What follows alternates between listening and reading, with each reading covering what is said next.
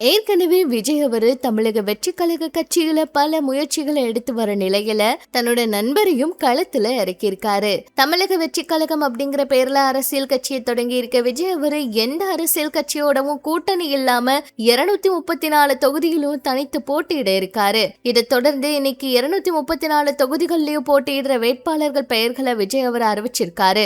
இதுல யாரும் எதிர்பாராத வகையில தன்னோட நண்பரை களமிறக்கி இருக்காரு. தமிழக சட்டமன்ற தேர்தல் அடுத்த மாதம், அதாவது ஏப்ரல் 23 நடக்குது. தமிழக சட்டப்பேரவை தேர்தலை முன்னிட்டு திமுக கூட்டணி, அதிமுக கூட்டணி, நாம் தமிழர் கட்சி உள்ளிட்ட அரசியல் கட்சிகள் தங்களோட வேட்பாளர்களை அறிவிச்சு வராங்க. அதுபடி மார்ச் 29 விஜய் அவரு அவரோட வேட்பாளர்களை அறிவிச்சாரு.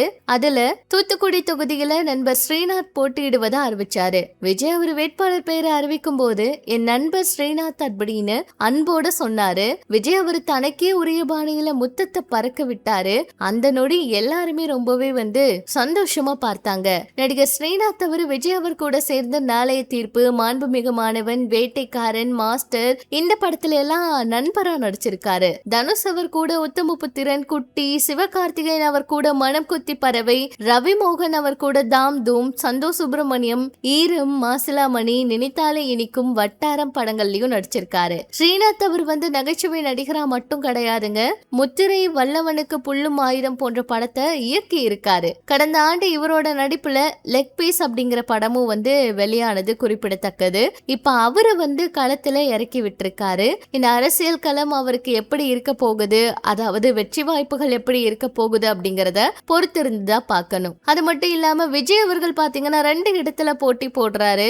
அவரும் தீவிரமா இந்த முறை களத்துல இறங்கி இருக்காரு. கண்டிப்பா வெற்றி வரணும் அப்படிங்கறதுக்காக பார்த்து பார்த்து ஒவ்வொரு இடங்களுக்குமே தேர்வு செய்திருக்காராம். ஒவ்வொரு விஷயத்தையுமே பார்த்து பார்த்து செய்த விஜய் அவரு இந்த முறை அரசியல்ல எந்த அளவுக்கு மாற்றத்தை கொண்டு வர போறாரு, அவருக்கு இந்த அரசியல் களம் எப்படி இருக்க போகுது, வெற்றி வாய்ப்பு எப்படி இருக்க போகுது அப்படிங்கறத பொறுத்திருந்துதான் பார்க்கணும். ஆனா இதுவரைக்கும் இல்லாத அளவுக்கு தேர்தல் களம் மிகவும் எதிர்பார்ப்போட எந்த அளவுக்கு இது உண்மையா இருக்க போகுது, அதாவது இவங்க இப்ப சொல்லிட்டு இருக்க விஷயங்கள், இவங்களோட கனவுகள் எந்த அளவுக்கு பழிக்க போகுது அப்படிங்கறதெல்லாம் பொறுத்திருந்துதான் பார்க்கணும். ஒவ்வொரு இடங்கள்லயுமே ரொம்பவே ஸ்ட்ராங்கான வேட்பாளர்களை நிறுத்தியிருக்காரு விஜய். சொல்ல போனா இப்ப இருந்தே பிரச்சாரத்தை எல்லாம் ஆரம்பிச்சுட்டாங்க.